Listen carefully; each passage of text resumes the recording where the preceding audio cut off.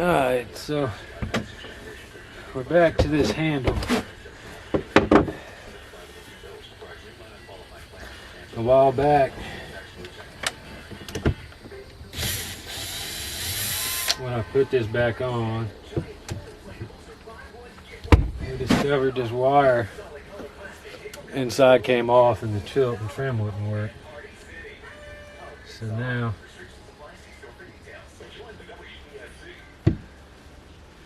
and reconnect that wire. Yeah. Got to get a few little things done here. I wish I could have worked more this week, but it's not been a good week.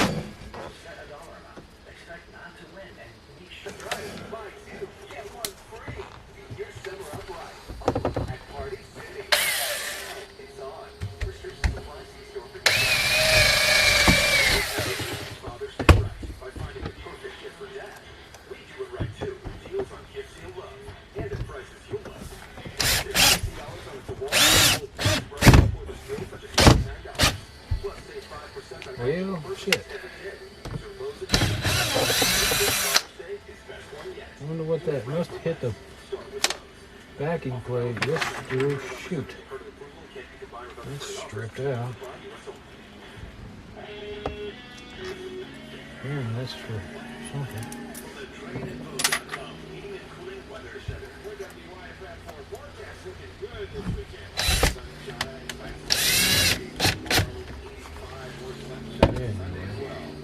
This report is sponsored by Geico. 15 minutes could save you 15% or more on car insurance. Great news. It's weird the way these wires go. You're thinking. Geico could help you get great coverage at a great price, and it only takes 15 minutes to see if you can save 15% or more on car insurance. Go to Geico.com today and see how much you could save.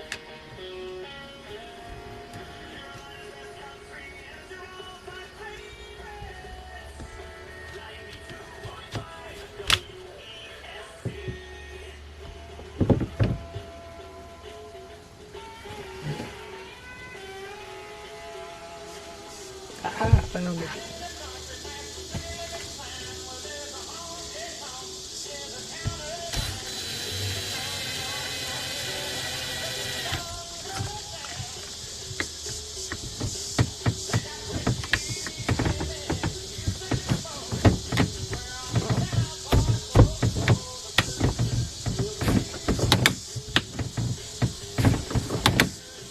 Oh, that's weird. That's not cool.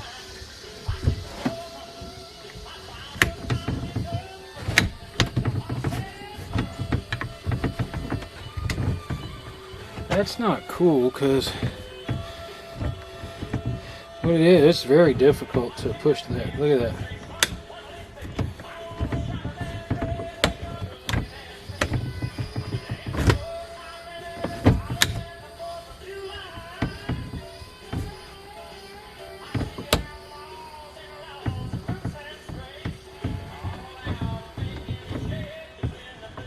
I don't know if it's that handle.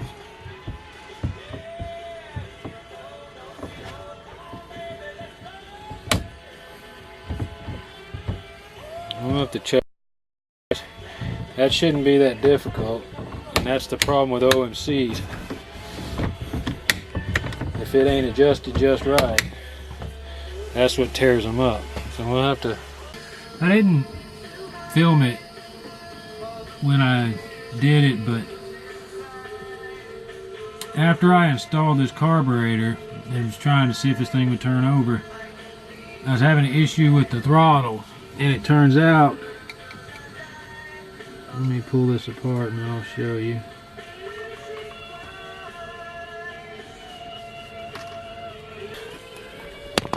What was happening, as you can see there, it's hitting that bolt. And I snugged it down, but it's still close. Honestly,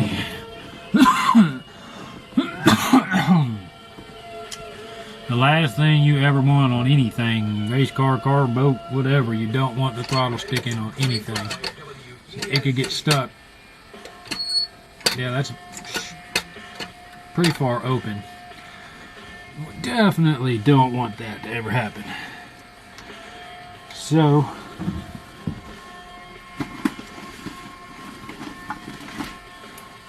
I got a Mr. Gasket spacer plate. These things are more expensive than they should be, but I'm gonna put that spacer on there so that we definitely have space. I don't even think my choke is hooked up, but that's the only issue I see here. I don't think the choke is going to work. I don't know. This is a matter of pulling it apart and let's see what happens. These are usually 1/6 halves.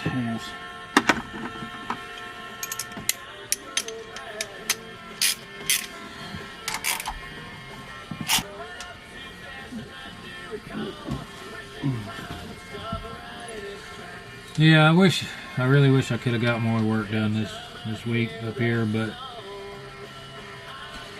it's been a horrible week. I had an immediate family had a heart problem, and I just lost my blue heeler, my dog, my very best friend, and I'm not handling that real well. Unfortunate situation. See, I just put this little, I thought that would have been enough space, but definitely not. So, let's see what we got here.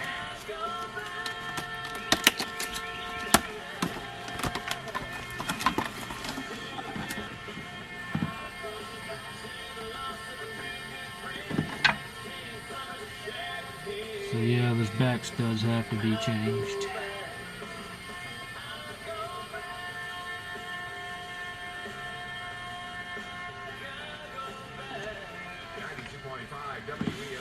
Interesting.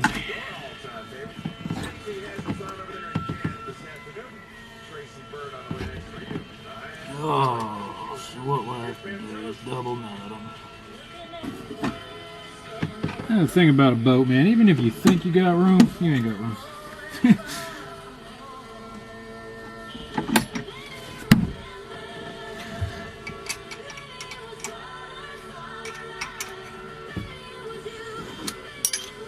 What we'll do is hold that. Tighten that. That didn't work. I say right now, I just gotta be careful because literally I'm barely functioning. It's been such a trying week.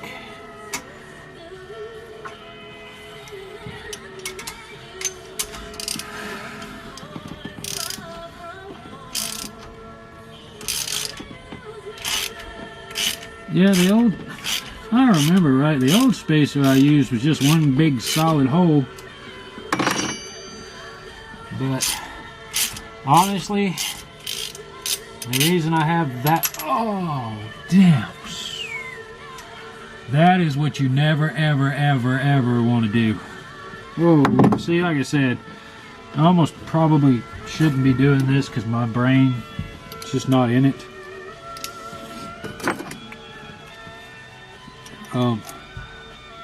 Thank God that was just right there.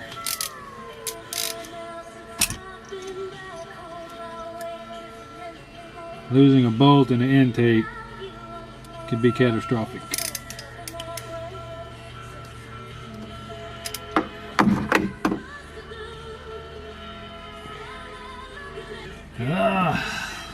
Thanks, son, thank.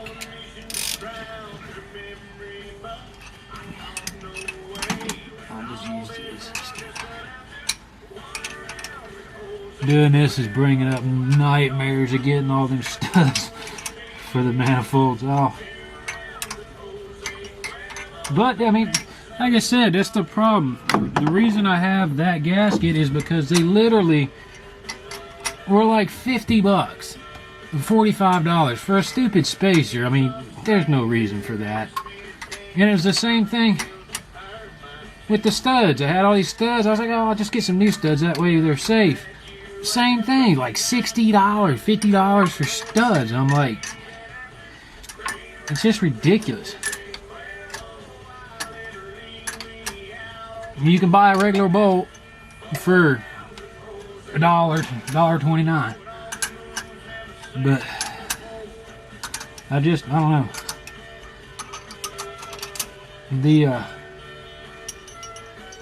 And the thing is I didn't really end up using them much because the manifolds that I bought came with studs, so I ended up using more. I mean, I used a couple of them just because of spacing issues, but yeah.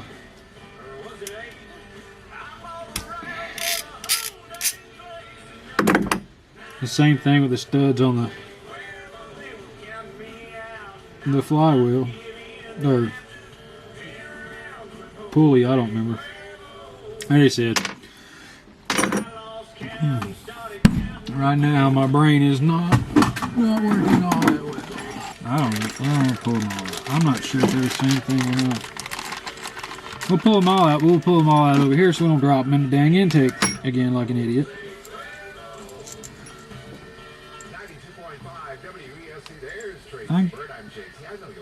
I guess these are all the same.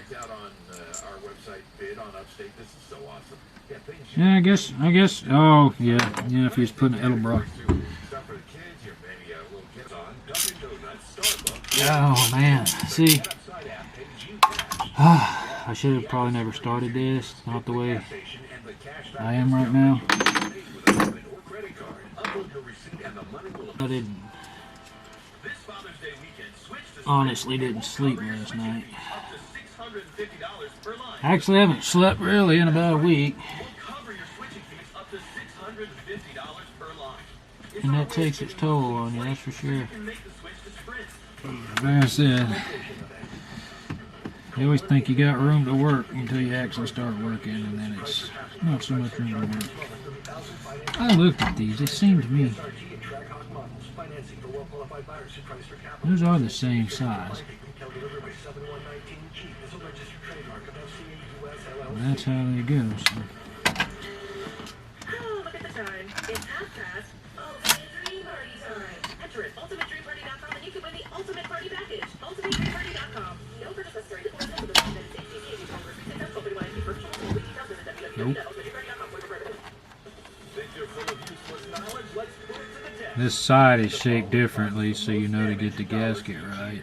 And I guess, yeah, once it's on there like that, it lines up. Termites? The answer is, wait, what? Really? Termites. Termites cause more damage than the other three combined. And that's how you make sure all your extra pieces are accounted for.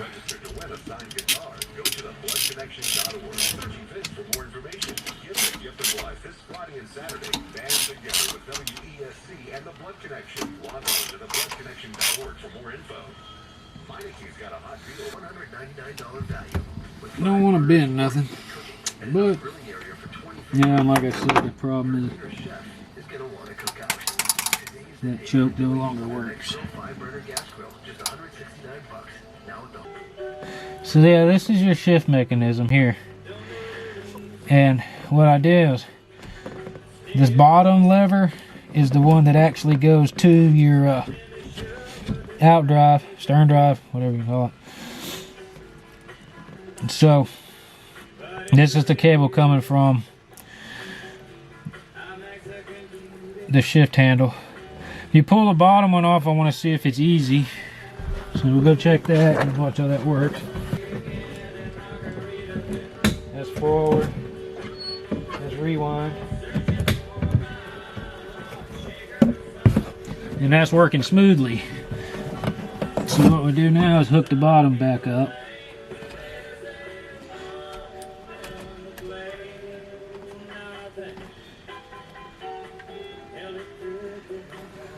and we'll see what it does.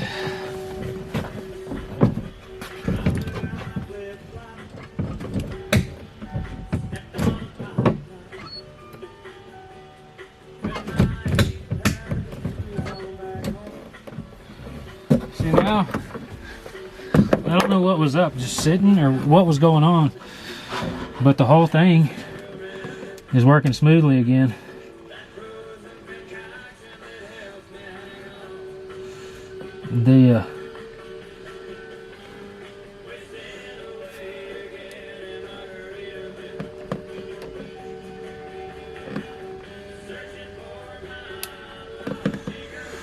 So yeah, I don't know. I'm gonna go check and see if if it's actually in gear, because I gotta check my phone. So this is always interesting. In the last video I talked about cutting random holes in your boat. It's stupid and still stupid. But I just pulled those things over and was looking, and the vent idea is pretty cool. But I'm like, why does it have house wire plugs? And those vents are 120. They're not 12 volt vents. So I don't understand. They had that air conditioner rigged up. They must have, if they ever left the dock, they had to have a huge generator somewhere. Maybe they set it back here or something, but there's no way to run those fans, so they're pointless unless you have a huge generator. And maybe that's why, because normally I think the batteries are on that side, which I think I'm going to put the batteries back on that side. Right now, the batteries are over here, but there's lines coming in. There's only 2 batteries. I am going to put 3 in here. And there's lines coming in, and if I'm driving, I'm on that side, which means more weight on that side. The water tank is here, so there's weight there, but I think the batteries over here would be better and more leveled out. I'm going to build a box to set them in. But yeah, I'm going to have to rewire because the cables doesn't really reach well to where the batteries are sitting now. But anyway, yeah, the only thing I can think of is you can see this mess of wires. They had a microwave inside. They've got electrical wires run like house electrical cords. Run all the way up to the front where they had that friggin' RV unit air conditioner up there. And there's an electrical outlet hanging over by the bathroom, and there was a microwave in there. There's actually an electrical bar. It's the only thing I can think of. And the reason they cut those, that just dawned on me. The reason they cut those stupid ass vents is because they probably had a big generator sitting right there. And they needed to get rid of the exhaust fumes from the generator. That makes more sense, but yeah, no, that's a nice little mess for me though. Okay, so all the way down there is the so-called anchor windlass, and the only place to operate it is this little switch down here under the edge of the dash. You can see it here, and you can just hit now. It's always hit. You hit on everything, so that's got to be changed regardless. But it's kind of weird that right there is the only place to control the winch that's all the way out there. So this is another one of those things. This is important for a boat owner to know and understand. So as you can see,